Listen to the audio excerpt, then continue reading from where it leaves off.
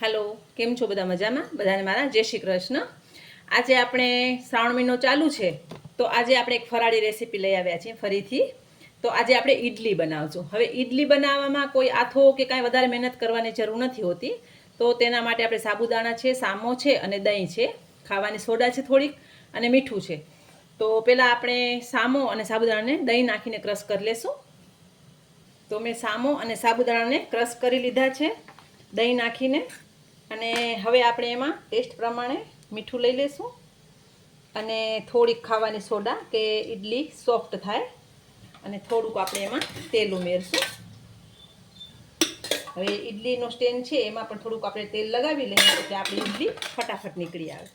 તો આપણું ઈડલીનું બેટર તૈયાર છે, રેડી થઈ ગયું છે અને ફટાફટ તમે બનાવી શકો છો। તો આપણે આ એનો મોલ્ડ પણ ગ્રીસ કરી લીધું છે। તો આપણે ઈડલી સ્ટેન્ડને ગરમ કરવા મૂક્યું જ હતું, પાણી આપણું ઉકળે જ છે। તો આપણે ઈડલી બનાવી લેશું। તો તમે જોઈ શકો છો ઈડલી સ્ટેન્ડ આપણું ગરમ છે। હવે આપણે આ ઈડલીનું બેટર છે ને એ એમાં નાખી દઈશું।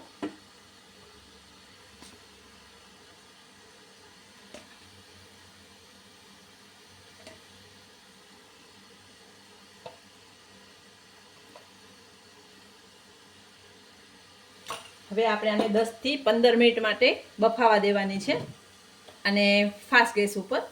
એટલે પછી તમે ટૂથપીકથી જોઈ શકશો કે ઈડલી થઈ ગઈ કે નહીં। તો ઢાંકી દઈશું આપણે અને એને સ્ટીમ થઈ જાય પછી આપણે ઈડલી જોઈશું। તો આપણી ઈડલી બફાઈને એકદમ રેડી થઈ ગઈ છે, તમને બતાવી દઉં। તમે જોઈ શકો છો આપણી ટૂથપીક છે એ એમ જ ક્લીન નીકળે છે। હવે થોડીક ઠંડી થાય ને પછી આપણે એને અનમોલ્ડ કરશું, પછી સર્વ કરશું। હવે આપણી ઇડલી ઠંડી થઈ ગઈ છે। હવે ઇડલી કાઢવાની પણ એક રીત છે કે થોડીક ઠંડી થાય પછી આવી રીતે તમે ચમચીની મદદથી ઇડલીને ચારે બાજુથી ફરાવી અને અનમોલ્ડ કરી શકો છો। તો એકદમ ઇઝીલી અનમોલ્ડ થઈ જશે। તો આપણે બધી ઇડલીને અનમોલ્ડ કરી લેશું। તો આપણે ઇડલીને અનમોલ્ડ કરી લીધી છે, હવે સર્વ કરી લઈએ। તો આપણે સાંભાર અને ચટણી સાથે ઈડલીને સર્વ કરશું। ગરમા ગરમ ઈડલી રેડી છે, ફરાળી ઈડલી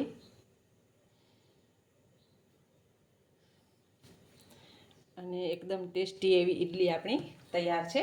તો તમે પણ તમારા ઘરે ચોક્કસ આ રેસીપી બનાવજો, કેમ કે શ્રાવણ મહિનો ચાલુ છે તો છોકરાઓને નવી નવી વેરાયટી ભાવતી હોય છે।